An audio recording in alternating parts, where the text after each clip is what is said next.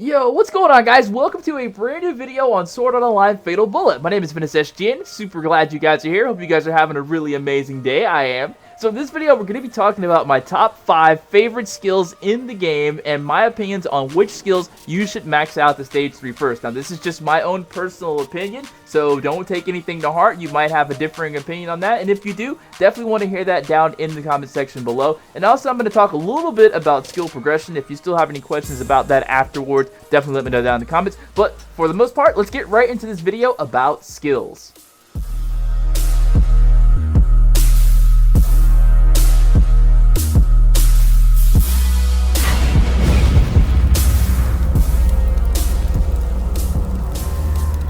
Alright, so first on this list we have at number 5, Blazing Blast. Now, what's really good about Blazing Blast is that it starts DOTing enemies. So it's an engineer skill, and it says, fire a bullet that creates an inferno where it lands that inflicts blaze buildup. Now, what's cool about this skill is that you can use it with pretty much any weapon, with the exception of sniper rifles, launchers, and the photon blade by itself. So what it does, it shoots a fire bullet, which basically looks like a fireball. And if it affects your target, if it hits them, they will catch on fire and they'll take constant damage over time until the skill wears off. Alright, so it's just basically a damage over time for pretty much all the enemies that you're going to face in the game. And that blaze buildup is just that DOT that gives damage. Alright, so Blazing Blast 2, fire bolt that creates an inferno where it lands and inflicts a large amount of blaze buildup. So basically the same thing, it just does a little bit more damage when you affect your enemies with blaze. And obviously if you do a blaze blast on a weaker enemy, you're going to affect them a little bit more easily. And then we have Blazing Blast 3, which I cannot buy because I don't meet the dexterity requirement yet.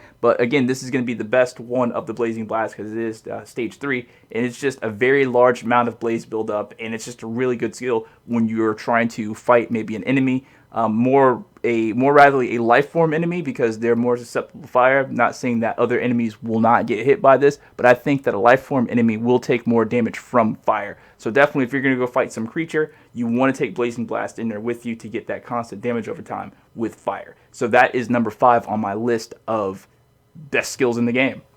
Alright, now coming in at number 4 on this list is going to be Armor Break Shot. Armor Break Shot is really good because it makes the enemy weaker so you and your team can do more damage quicker. So basically think of it like this. When you are fighting an enemy in this game, they have something called, damage reduction basically. So if you hit somebody with a weapon that does, so much damage per, shot or whatever like that, the persons or the enemy that you're facing, they have this thing that reduces that amount of damage, and they only take maybe half that damage or a quarter of that damage or whatever like that, based on how strong your weapon is and how strong your character are and how strong they are. So when you use a skill like Armor Break Shot, you temporarily allows you to fire a bullet that lowers the enemy's defenses. So it basically makes that damage reduction go down by a bit so you can do more damage, alright? And what's really good about this skill is that you can use it with every weapon. It's not really like, like confined to a certain weapon type. The only thing you can't use it with is obviously a photon blade because they have their own set of skills.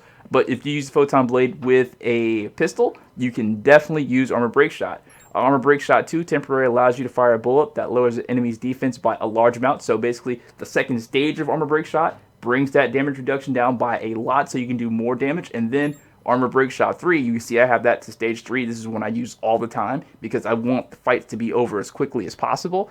By a very large amount, it lowers their defense. So you can definitely just go in there and smack them. Now, it just occurred to me that some of you might have a question that you're on Armor Break Shot 1 or Armor Break Shot 2. How did you get all the way to Armor Break Shot 3? Well, you see the little yellow bar where it says Proficiency over on the right-hand side? You have to raise that bar, and how you do that is just basically just by using the skill. Now, I'll talk a little bit more about that after I show you all the skills, alright?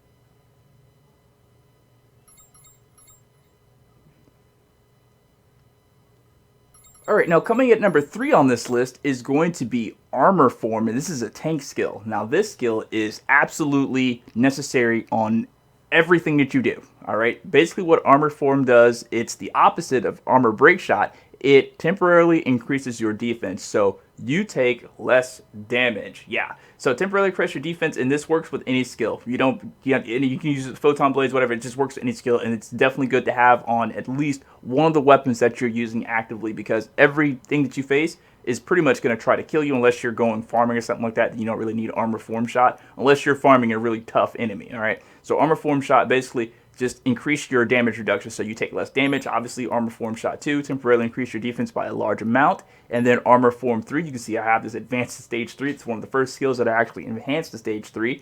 You temporarily increase your defense by a very large amount. And again, you can use this skill with every weapon. It doesn't matter. So there's no reason to not have armor form shot on at least one of the weapons that you're using when you're out in the field and hunting or just playing the game regularly. Making its way to number 2 on this list is, I think personally, is the best skill in the game, save for one. But I definitely suggest this skill. Like, if you were thinking about any skill to level up to stage 3 first, it would be Electrodynamic Stunner.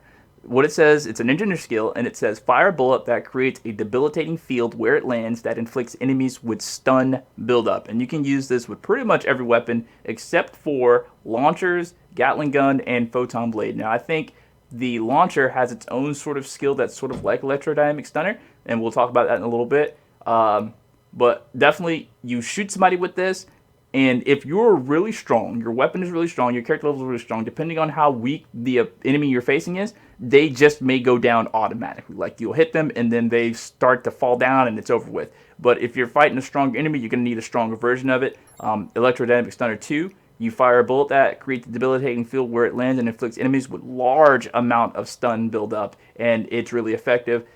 I had this thing to stage 3 as soon as possible because it is just good at stage 3. You're knocking everything out. You're knocking everything out. I mean, there are some stronger enemies, of course, in extreme mode where it may take maybe 1, 2, 3, 4 shots of Electrodynamic Stunner to get them stunned. But if you keep constantly panging an enemy with Electrodynamic Stunner, they're going to go down. And when they go down, they are free to get, molly whooped. All you have to do is go find their sweet spot, their soft spot, and let them have it because they're just sitting there defenseless. Also in PvP, I know I haven't really touched on PvP too much, but hitting somebody with Electrodynamic Stunner in PvP, it's a wrap. It is a wrap. They're dead. They are literally dead. All right? And now, the most important skill in the game, in my opinion. You may have a different opinion on this, but the best skill in the game for me, healing field shot. All right, healing field shot.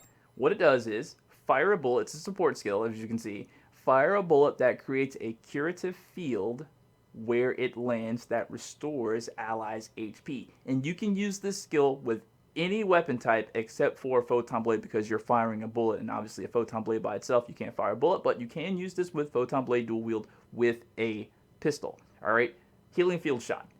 Basically, you can heal yourself. That's the only thing that's really good about this. I mean, sure, you can shoot a bullet that heals your allies across the field if they're in trouble, but the main thing is this lets you heal yourself. I've only found 2 ways that you can really heal yourself in the game, and that is a gadget that's called like medical kit or something like that. And then you have this skill, healing field shot 2. Fire a bullet that creates a curative field where it lands and restores a large amount of allies' HP. I think they should also include in that description your HP as well, because that's the best application for this. Healing field shot 3. Fire a bullet that creates a curative field where it lands and restores an enormous amount of allies' HP. Listen, at healing field shot 3, it's restoring all your hit points.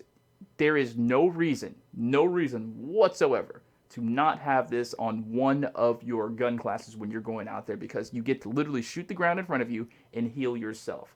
I can't just reiterate that enough. I had this thing maxed out as soon as possible. I know it's not like an assault going around and getting kills sort of thing, but if you are going out there hunting and you're fighting monsters that are levels higher than you, and you get hit one time, you don't want to wait on your officers or your player characters, your teammates to come over and heal you. You want to heal yourself whenever you need to. So basically, healing field shot is the skill to have. It's my personal pick as the number 1 most important, bestest skill in the game. Alright, so I just want to talk to you a little bit about skills and progression. So basically, some of you might have a question about raising your skill level. So if you don't know how to put on different skills, definitely check out my video that I uploaded a little bit ago about how to equip different skills. You do that basically by a terminal in your room. Now, how you raise these skills is you just use the skill. Now, some of these skills have a certain percentage of proficiency that you have to raise to before you can get the next skill. Now, so far from what I've seen, you don't necessarily have to get the skill, like stage 1 skill of maybe Blaze Blast or something like that. You don't have to get that skill all the way to its 100% proficiency before you can buy or purchase with skill points the next version of the skill. You can get to about 55, maybe 60%. I haven't seen anything yet, now that I've been actively paying attention to skills, I haven't seen anything yet that goes over like 65% that you need in the proficiency rating to get to the next stage of the skill. So definitely, if you want to raise the skill level, use that skill a lot, like actually actively use it. And I'm not sure exactly by how much you raise by using a specific skill. I'm pretty sure there's somebody out there who's taken it to that micromanaged level that can tell you. But basically, use the skill over and over again, and then you will raise proficiency. Like maybe go on like a farming mission to get a weapon or something like that, and use a different skill set, and use maybe 1 or 2 new skills that you want to raise to the next stage, and then see every time you go back to SBC Glocking, your skill proficiency will raise. Now keep in mind though, when you do raise that skill, you will need to have the requirements fulfilled as far as the amount of skill points you might need. You're going to need to look at the status requirements that you need. You might need to have a higher dex or strength. Alright, so that's going to be it for this video. I hope this was able to help you pick some skills to max out first. If it was, do me a huge favor, let me know that down in the comments. I'll see you guys next time on the next video. Peace out.